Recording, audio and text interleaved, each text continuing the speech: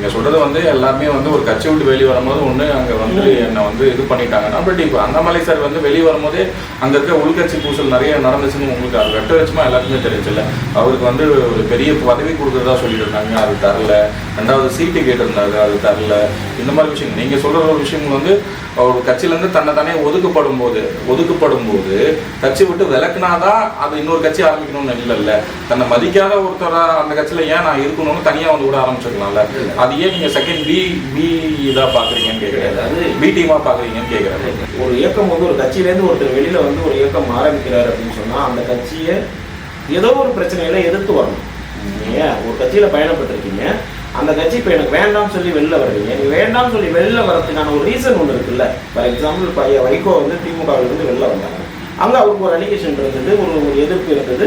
அந்த எதிர்ப்புலேருந்து அவர் வெளியில் வந்து ஒரு இயக்கத்தை ஆரம்பிக்கிறார்.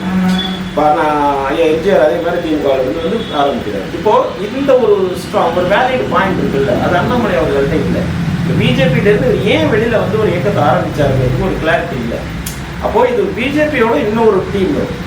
இப்போ நான் அதை எப்படி பார்க்குறேன்னா, பிஜேபி வந்து தொடர்ச்சியாக இங்கே ட்ரை பண்ணுறாங்க.